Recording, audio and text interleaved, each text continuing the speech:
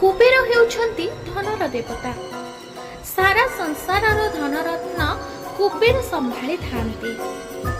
ଥରେ କୁବେରଙ୍କର ତାଙ୍କ ଧନରତ୍ନ ପ୍ରତି ଗର୍ବ ଆସିଗଲା।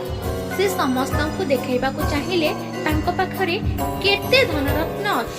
ସେଥିପାଇଁ କୁବେର ଏକ ଭୋଜିର ଆୟୋଜନ କଲେ ଓ ସେଥିରେ ସମସ୍ତଙ୍କୁ ନିମନ୍ତ୍ରଣ କରେ। ଏଥିରେ ମଧ୍ୟ କୁବେରଙ୍କର ମନ ଭରିଲାନି। ସେ ଦେବଦେବ ମହାଦେବଙ୍କୁ ନିମନ୍ତ୍ରଣ କରିବା ପାଇଁ ଚାହିଁଲେ।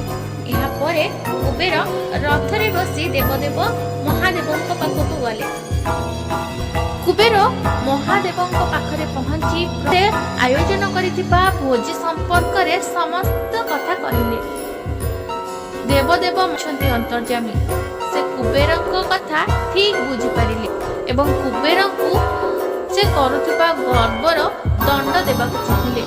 ସେଥିପାଇଁ ମହାଦେବ କହିଲେ ଯେ ଆମେ କୌଣସି କାମ ପାଇଁ ବ୍ୟସ୍ତରେ ଅଛୁ, କିନ୍ତୁ ଆମର ପୁତ୍ର ଶ୍ରୀ ଗଣେଶ ଖାଦ୍ୟକୁ ବହୁତ ଭଲ ପାଆନ୍ତି।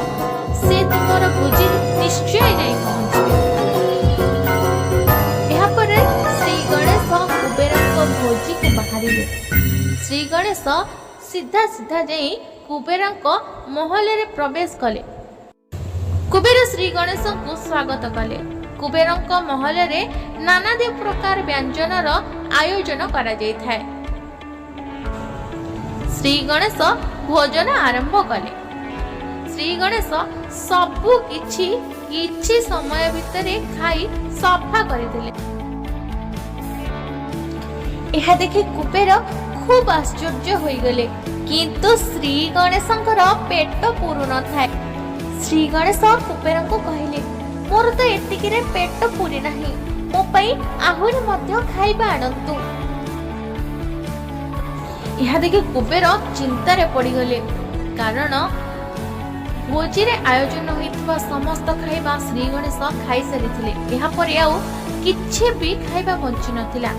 ଏହାପରେ କୁବେର ସିଧା ଯାଇ ମହାଦେବ ଏବଂ ମାତା ପାର୍ବତୀଙ୍କ ପାଖରେ ପହଞ୍ଚିଲେ। ମହାଦେବ ଏବଂ ମାତା ପାର୍ବତୀଙ୍କୁ ହାତ ଯୋଡ଼ି କହିଲେ, ପ୍ରଭୁ ମୋର ଭୁଲ ହେଇଯାଇଛି। ମୁଁ କେବଳ ମୋର ଧନ ସମ୍ପତ୍ତି ଦେଖାଇବା ପାଇଁ ଆପଣମାନଙ୍କୁ ଭୋଜିକୁ ନିମନ୍ତ୍ରଣ କରିଥିଲି। ଏହା ଶ୍ରୀ ଗଣେଶ ଜାଣିପାରିଛନ୍ତି ଏବଂ ମୋର ଗର୍ବ ଭାଙ୍ଗି ଦେଇଛନ୍ତି। ମୋ ମହଲର ଆୟୋଜନ ହୋଇଥିବା ସମସ୍ତ ଭୋଜି ଖାଇସାରିବା ପରେ ମଧ୍ୟ ଶ୍ରୀ ଗଣେଶଙ୍କର ପେଟ ପୁରୁନାହିଁ। ଏହା ଶୁଣି ସାରିବା ପରେ ମା ପାର୍ବତୀ କୁବେରଙ୍କୁ ଏକ ପାତ୍ରରେ କିଛି ଭାତ ଦେଲେ ଏବଂ କହିଲେ, ଏହାକୁ ମୋ ପୁତ୍ରକୁ ଖୁଆଇଦେବ, କିନ୍ତୁ ଶୁଣ, ମନରେ ଗର୍ବ ରଖିବନି। ବିନା ଗର୍ବ ଅହଙ୍କାରରେ ୟାକୁ ଶ୍ରୀ ଗଣେଶଙ୍କୁ ଖୁଆଇଦେବ। ଏହାପରେ ତାଙ୍କ ପେଟ ପୁରିଯିବ। ଏହାପରେ କୁବେର ପାତ୍ର ଧରି ଆସିଲେ ଏବଂ ଶ୍ରୀ ଗଣେଶ ଏବଂ ମା ପାର୍ବତୀ ଦେଇଥିବା ଭାତକୁ ଶ୍ରୀ ଗଣେଶଙ୍କୁ ଅର୍ପଣ କଲେ।